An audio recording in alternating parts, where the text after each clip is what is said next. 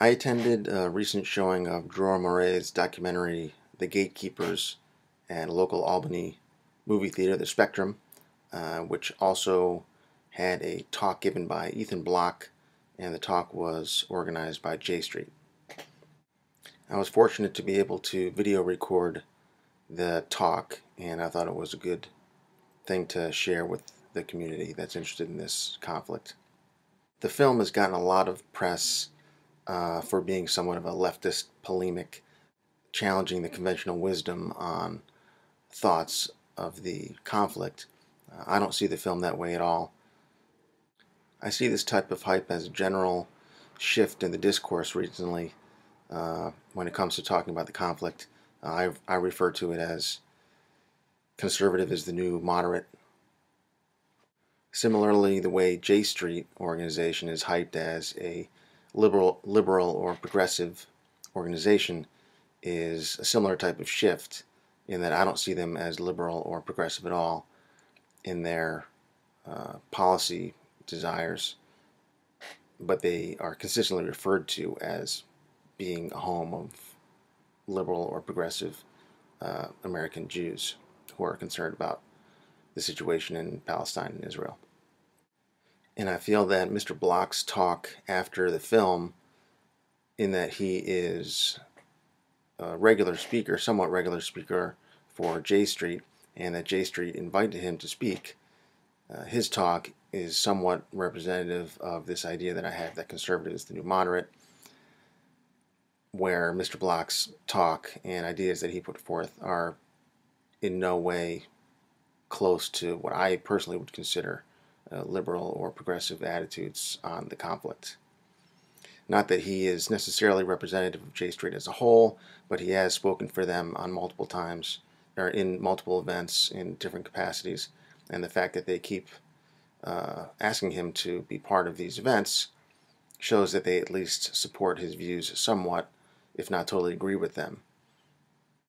I'm fairly certain that the interviews of the film, The Gatekeepers, were recorded during 2011 or more recently, and even though this is the case, they didn't mention Operation Cast Lead once in any way. It was not mentioned at all in the film, and that is perhaps the most significant event in the conflict since maybe 1982, and the fact that they completely avoided bringing up that event is telling, I believe. By my count, they refer to Palestinians as terrorists or as doing terrorism approximately 44 times, while they refer to IDF actions or Jewish Israeli actions as terrorist or terrorism a total of 0 times.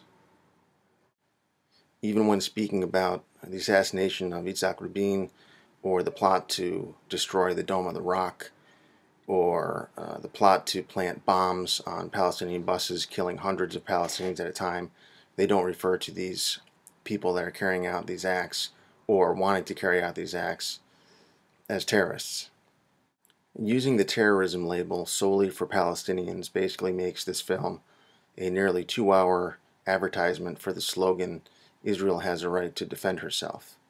When Israel in the occupied territories now claim that they have to defend themselves, they are defending themselves in the sense that any military occupier has to defend itself against the population they're crushing. You can't defend yourself when you're militarily occupying somebody else's land. That's not defense. Call it what you like, it's not defense. And on an interview during Democracy Now!, he became quite defensive when having to face his own film. He was asked questions about clips of his own film, and simply from being asked to comment on his own film, he felt attacked and felt that they were misrepresenting the film. It's a very interesting interview. I would suggest anyone watching that at Democracy Now! It's very easy to find. Though the film has some moments where the occupation and some Israeli policies are very strongly denounced, for the most part the film is par for the course in terms of media attitudes towards the occupation. It tends toward all the same equations that the self-proclaimed liberal / moderate media talking heads tend toward, where they equate both sides, consistently state that both sides are kind of equally to blame, and this type of incorrect equation. J Street as an organization tends to do this. So did Mr. Block in his talk after the film, and so does the film The Gatekeepers, and so has Mr. Dror Moret, the film's director. He's done that in a few interviews that I've seen. Also, J Street, Mr. Block, Dror Moret, and this film put over the idea that the two-state solution is the only possible solution that would bring peace, and that's a general attitude that the media puts forth, and a lot of pseudo-liberal moderates, conservatives, across the board, everyone, not everyone, but that is essentially what you hear almost all the time when you hear solutions being talked about.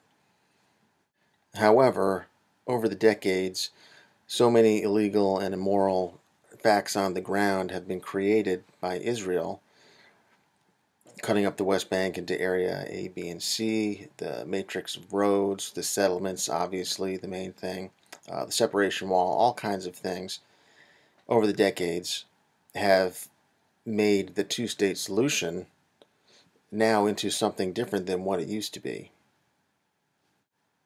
And many would argue, and I would tend to agree, that this new situation that's been created by all these facts on the ground have essentially created what is now nearly, essentially, one large state of Israel. Taking into consideration the current state of Israel and the occupied territories and the way all previous negotiated settlements have gone, it's reasonable to feel that a U.S. orchestrated negotiated settlement would essentially result in, or a U.S. negotiated two-state solution would essentially result in basically a one-state Israeli solution. So in the current time, it's difficult to see how people who state that they believe the only path to peace is the two-state solution as anything but very conservative, completely pro-Israel to the point of hostile to Palestine. And this is why I would consider J Street, the talk by Mr. Block, Dror Moret, and his film The Gatekeepers to be part of this general shift in the discourse toward the right, what I call conservative. Conservative is the new moderate. I consider them all to be part of that trend. This idea of creating facts on the ground and referencing facts on the ground as reasons to create certain policies is very important. I'd like to read something related to that from the National Lawyers Guild's 1977 report, Treatment of Palestinians in Israeli-occupied West Bank and Gaza. They use a phrase called create facts in here, and I'm going to air quote it, but those quotes around create facts are actually in the original. So this is from the chapter titled Territorial Deprivation.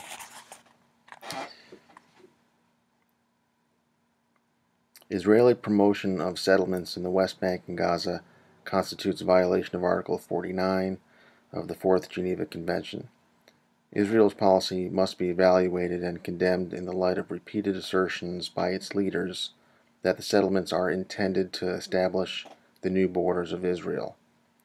The settlements represent a serious obstacle to peace, since the Palestinians perceive them correctly as Israel's attempt to create permanent institutions. Israeli policy is designed to create facts to render impossible any solution other than incorporation and annexation of the West Bank and Gaza Strip into Israel. This is from National Lawyers Guild delegation report from 1977. Okay, here's an edited version of Mr. Block's talk after the film. Nothing is taken out of context, and I am going to put up the full unedited one, but it's relatively long. So I edited it down so that I can comment on the parts that I think are important. Sorry for the shaky camera work. I was way in the back of the theater, and it was handheld, and I apologize for the somewhat shakiness. It's not too bad, though. Okay. So I'll just say a few words about J Street first. We're an organization predominantly of Jews, not entirely of Jews, who believe in Israel as a democratic Jewish state, and who believe that the only just solution and the only solution that offers any possibility of any long-term peace in the Middle East between the Israelis and the Palestinians is a solution that involves two states side by side. A Jewish democratic state, Israel, and a Palestinian state. We exist here in the Capital District. The organization, J Street, has about 180,000, close to 200,000 members nationally, approaching now about 50 chapters nationally. And we work on all kinds of, here in the Capital District, all kinds of educational and speakers and films and all sorts of activities of that sort to raise the issue, to bring the issue to our community, and to open the discussion in a way that's broader, I think, than it's been in the past, and to give voice to people who believe, as we do, that best solutions to the states. I thank you, and I'm going to turn it over to Professor Black. I also want to thank Jerry and the rest of the J Street chapter for organizing this event. It's great to see so many people here. I want to say a few words about where I'm coming from personally. So it's better for me to tell you where I'm coming from, and then you can filter what I'm saying through knowing where I'm coming from. And, use larger, smaller grains of salt as you choose. One of the ways I think about the Israeli-Palestinian conflict goes back to the Jewish sage Hillel, who is quoted in the Talmud about 2,000 years ago, and he had a very famous dictum that says, "If I'm not for myself, who will be for me? When I'm only for myself, what am I? And if not, now when?" That's a quote from Pirkei Avot, if you want to look it up. That statement, I think, is about individuals, but I think it works in the case of Israel and generally for the Jewish people and presumably other peoples. On the one hand, every person and group of people have to look out for themselves. That's if I'm not for myself, who will be? And that is why, in particular, given the history of the Jewish people and what we have faced, I am a big supporter of Zionism. I believe Israel has an absolute right to exist and to flourish and to be secure.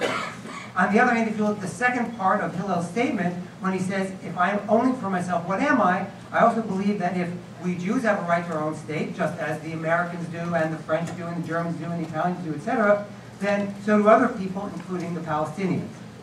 The bottom line is, I consider myself a Zionist, I consider myself pro-peace and pro-human rights, and in contrast to some people, both on the left and on the right, I view those things as not contradictory. Mr. Block points to two things to let us know where he's coming from. One being the Jewish religious and philosophical figure Hillel, the other being the fact that he considers himself a Zionist.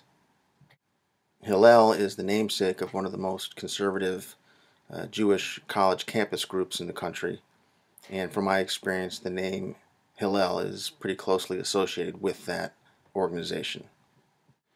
Also, the figure Hillel lived thousands of years ago, so he is somewhat detached from the current situation. As to the second place Mr. Block points to show us where he's coming from, the fact that he considers himself a Zionist, well, for most people, Zionism is a hairspray. Nobody knows what Zionism is outside a small group of people for whom it's a matter of intense interest. Mr. Finkelstein talks about his idea of the term Zionism not being useful in the discourse today because people don't understand necessarily what Zionism is or means. I think maybe that's a reason to have the opposite view that Mr. Finkelstein has, because people maybe don't understand the history of Zionism, or maybe what it means when people call themselves Zionists and what they may think when they call themselves Zionists. I think that's maybe a reason to use it, and if you don't understand what it means, maybe clarify. Just like the campus group Hillel is very conservative, the roots of Zionism are also very conservative, to the point where their original intent was to forcefully transfer the indigenous Palestinian population out of Palestine to make way for a pure Jewish state. This kind of identity shouldn't be ignored because we feel people might not understand the term Zionism. If people are associating themselves with that movement, it should be understood where they're coming from. These are former heads of the Shin Bet. As with any former intelligence people, they say what they want to say. But what they do say in kind of moments of candor is quite striking. When Yuval Diskin, for instance, says that Yeshayahu Leibowitz was completely right. Everybody in Israel knows who Yeshayahu Leibowitz was. He's actually particularly known for his Jewish philosophy. I have a few of his books, very impressive. And when he said Leibowitz is completely right, that's just, for me, staggering. The statement that Mr. Block is referring to here from Yeshayahu Leibowitz is Leibowitz's thoughts from 1967 about the Israeli occupation of the West Bank and Gaza. Mr. Leibowitz's statement was essentially saying that he believed if Israel maintained the military occupation, that it would corrupt Israeli politics, society, and essentially end in a police state. Why Mr. Block feels that it's staggering that a Shin Bet head would agree with this assessment of the effects of a prolonged military occupation, I don't understand. I'd like to read you something related to this idea from the National Lawyers Guild's 1977 report from Palestine, Israel's treatment of Palestinians in the occupied territories from 1977, National Lawyers Guild report. Military occupation is not a value-free act. One does not try to determine whether an occupation is good or bad. By their very nature, occupations are repressive, more or less so depending upon the prevailing political situation. In this regard, Israel's occupation is no different from history's other occupations.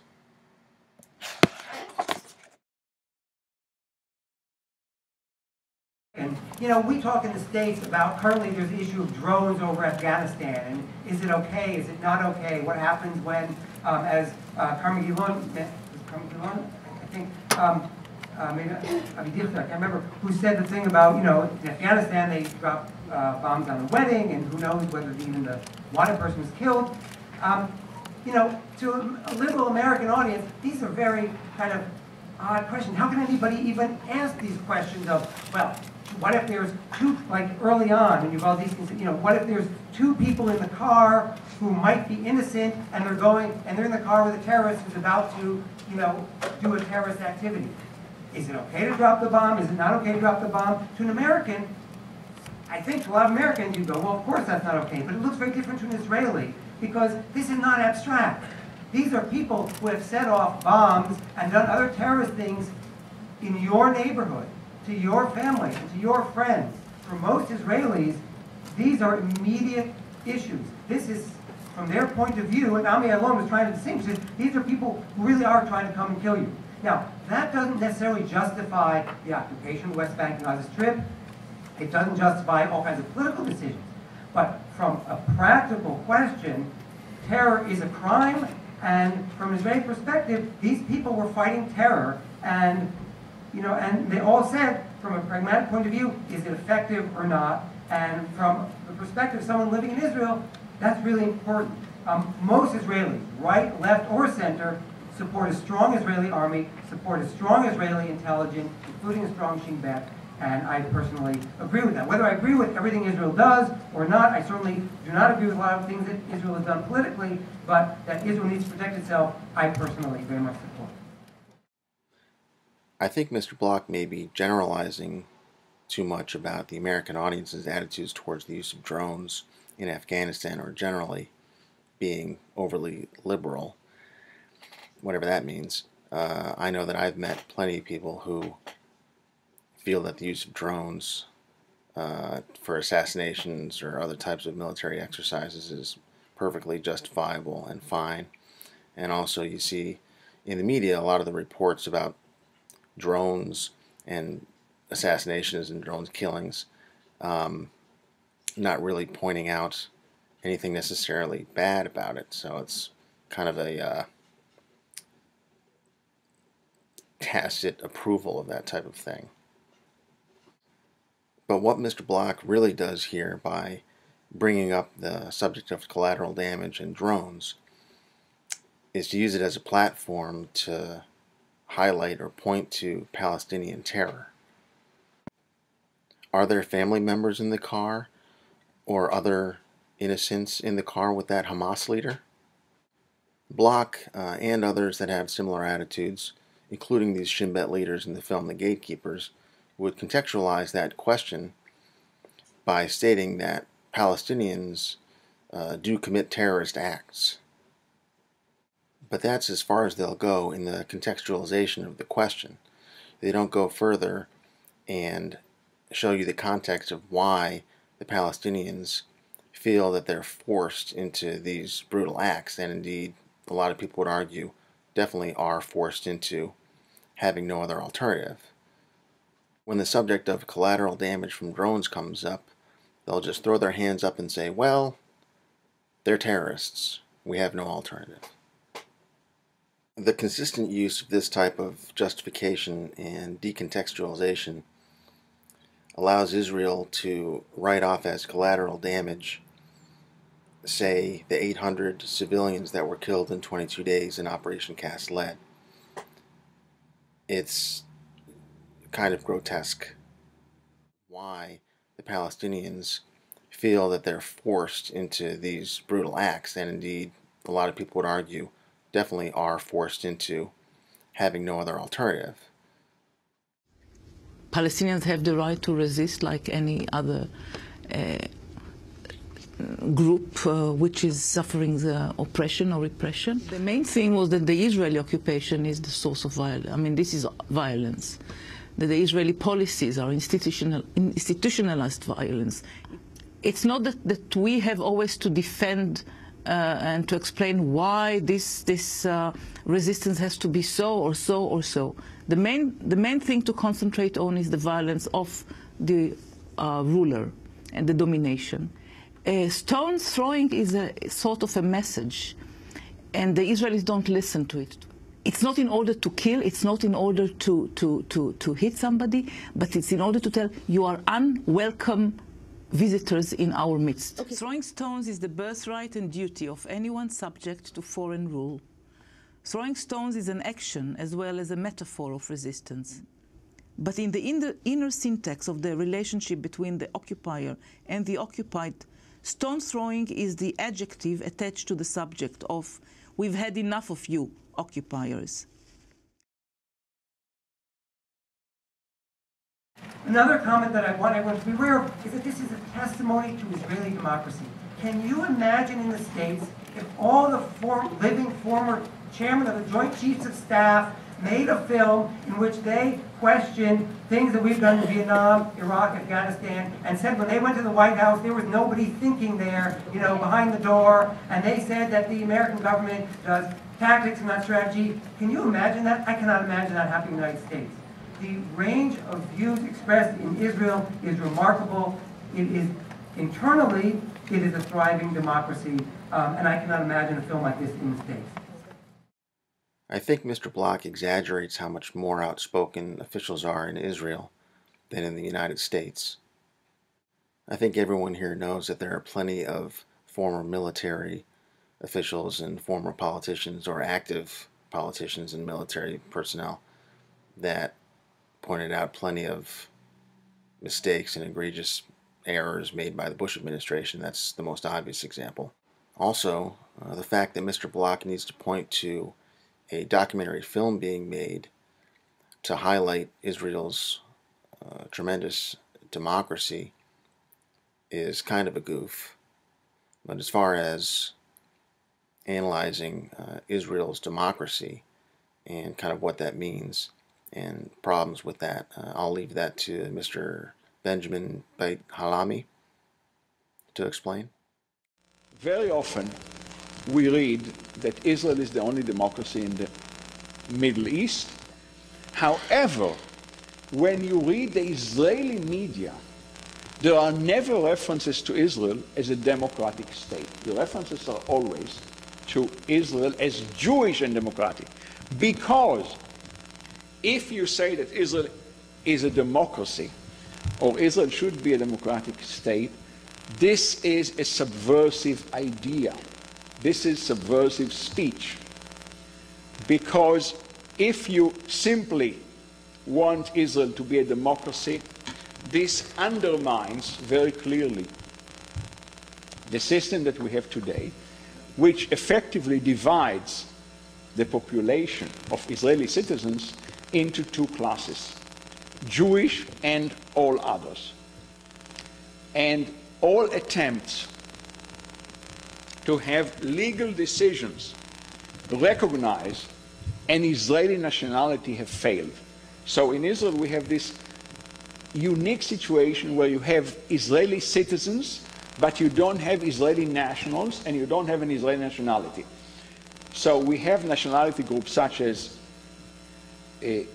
Jewish, Arab, Italian, French, or whatever. Okay?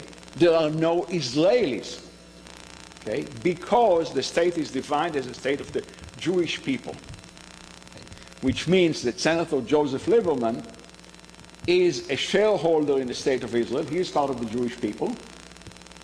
But Muhammad Bakri, who was born in Israel or Palestine and is a citizen, is not a shareholder. Okay? So the discussion in Israel is always about how Israel can be both Jewish and democratic, while it is very, very clear that if it's Jewish, it cannot be fully democratic. If it's democratic, it cannot be fully Jewish. And this is the real issue. So none of these things are ever mentioned in the New York Times. Okay? And I think that in Israel, these things are never hidden. In the United States, they are. If you live in Israel, you cannot avoid being aware of the injustice done to the Palestinians. It's impossible. Everybody talks about it. Everybody knows that. It affects every aspect of life in Israel.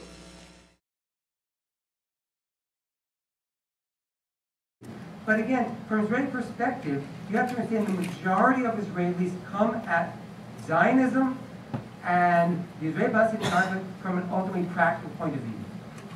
Within the Zionist movement, there are some people, secular religious, who are more militant, who believe that every inch of land is ours. And from a biblical perspective, we all for us having every square inch of land. But most people approach Zionism from a pragmatic point of view. It is not to get every square inch. It was to have safety and security in a state where the Jews are not subject to being ruled over by somebody else, which for most of the last 2,000 years hasn't worked out so well for us. I definitely will not pretend to be any kind of scholar or expert on Zionism. For most people, Zionism is a hairspray. But from my somewhat limited understanding of the origins of Zionism, their original intent and goal was to remove the Palestinians, the indigenous population, from Palestine so as to create a pure Jewish state in that space near the center of the Arab world. This, to me, doesn't seem particularly pragmatic or practical. I assume Mr. Block is speaking to the Jewish Zionists' general desire to have a place to call their own as being pragmatic. And that's fine, generally. But to speak of Zionism generally as pragmatic and practical, when you take into consideration the first 50 years of the 20th century, is somewhat of a cruel joke.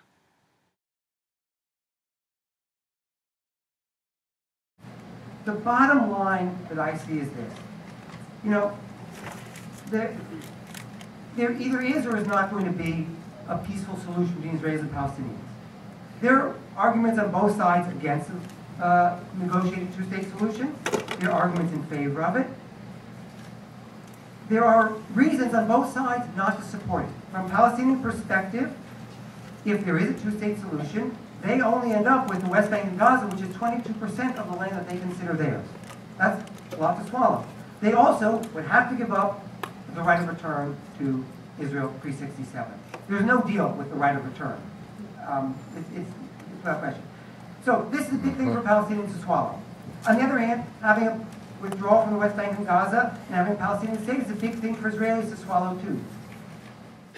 In the middle of this part of Mr. Bloch's talk, where he does a very typical conservative is the new moderate type of equivocating, where he keeps saying, well, both sides this and both sides that, and kind of equating both sides' tasks and basically equating both sides. He says something truly outrageous, it seems to me. He says there's no deal with the right of return, without question. He states this as if it's some type of accepted fact, as if this is the way the deal has been talked about for a long period of time, as if people have been saying this consistently. I can think of no other person, conservative or moderate, or leftist for that matter, that has said anything like this. As far as I know, all of the previous deals, all of the previous UN resolutions have included some type of statement of right of return.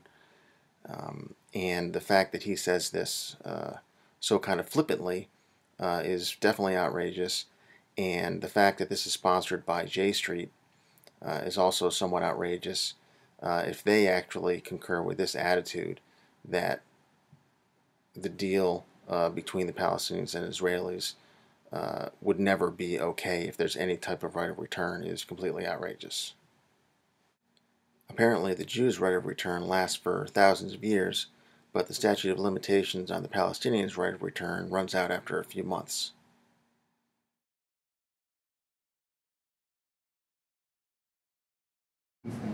And more than that, and even though I'm affiliated with J Street, I'm going to say this out loud. A Palestinian state would be a huge security risk for Israel. That's what people on the right say, and they're 100% correct. The problem is they're missing the other half of the equation that these 6 people were saying, that not having a peaceful solution, not having a Palestinian state, is even a bigger risk for Israel. The fact that Mr. Bloch states that not having a Palestinian state would be a bigger security risk than having one doesn't justify his making the statement a Palestinian state would be a huge security risk for Israel. That is simply an irresponsible thing to say. He may as well have said Palestinians can't be trusted. This is hovering very close to an overtly racist remark, or at the very least extreme self-absorption. Taking into account Israel's treatment of the Palestinians over the decades, the United States' one-sided support of Israel in the conflict, and the economic isolation, essentially, of Gaza and the West Bank, I would say the Palestinians have larger security concerns from the Israelis than Israel does from the Palestinians at the moment.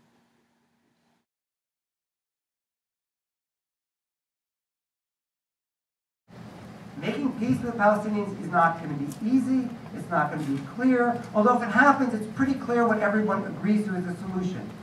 Palestinian state in the West Bank, based on the 6-7 border with modified, with border swaps, no Palestinian right of return, etc. Israeli security guarantees, and all kinds of that sort of thing.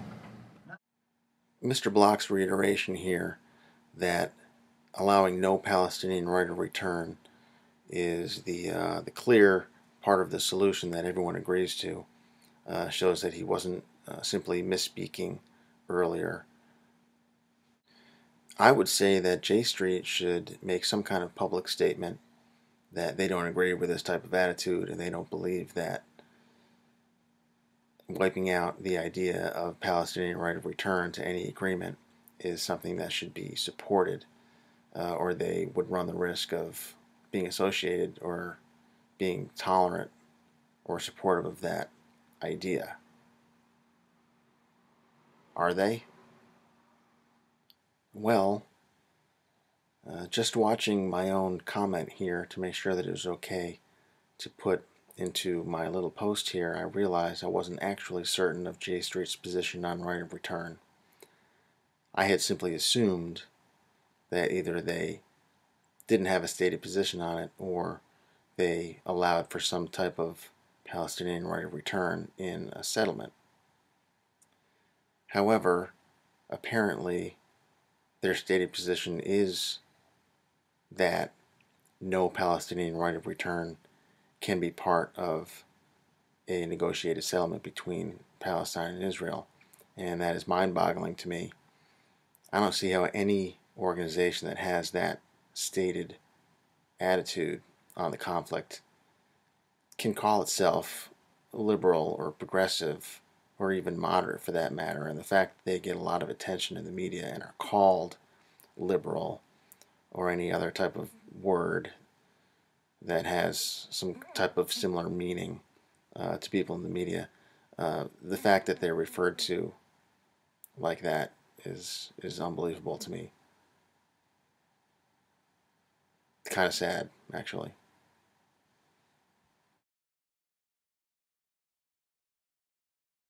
The thing is, let's say that you're an Israeli, and let's say that, by the way, my politics are very similar to yours. But let's say that you're an Israeli, and let's say that you believe in a two-state solution, and you're going to give up something that you have right now, because you think that you shouldn't have it in the first place, okay? And then the next day your neighborhood is rocket attacked, or there's a bomb on a bus. You really need to get to your question. I'm sorry, but we're already over. That's the problem. People are afraid to give up more because there is a lack of trust. People are afraid of being killed. What do you do about that? There's no question. As I said, any political solution has great risks. But the other side of it is the question is, if you don't do that, what are the risks that are going to happen? You know, is that going to be, as one of these people said, you take out, they took out the head of Hezbollah in Lebanon, and another head came. Is Israel's situation any better? And the answer is no. So you're absolutely right. Israelis have very good reason to fear, but they have to think through the consequences of not trying to move forward. And that's a decision that everyone has to make for themselves. This woman's question, which posits a hypothetical assuming the worst from the Palestinians, while not clearly acknowledging Israel's role in forcing this worst-case scenario behavior from them, is a self-serving lie of omission. It also belies a deeply ingrained, seemingly institutionalized mindset of victimization. A mindset where the only worldview one is capable of imagining is one where they want to kill us. This reminded me of a very similar question posed from a woman at a different J Street event that I saw a couple years ago. I wrote an unpublished article about that event that I went to and my reaction to it, and I'd like to read the part that details my thought on the woman's question. This is from the article about that prior question from the other J Street event. But the most telling question came from a young woman who asked, quote, "Anti-Semitism didn't start in 1948. It didn't start in 1967. What if Israel gets everything it wants? What then?" End quote. Ben Ami's response was to smile, nodding in agreement, and to simply say, "Yes." Everyone in the room laughed together in a moment of Jewish solidarity. But about what were they in friendly solidarity? The defeatist and false acknowledgement that there is no solution to the Israel-Palestine conflict? The wrong notion that no matter what, we Jews will always be in grave danger simply because we are Jews? That even if Israel gets everything it wants, it will still have to act the way it does? In my mind, this question and response was an upsetting example of a type of indoctrination and institutionalized fixed mindset of persecution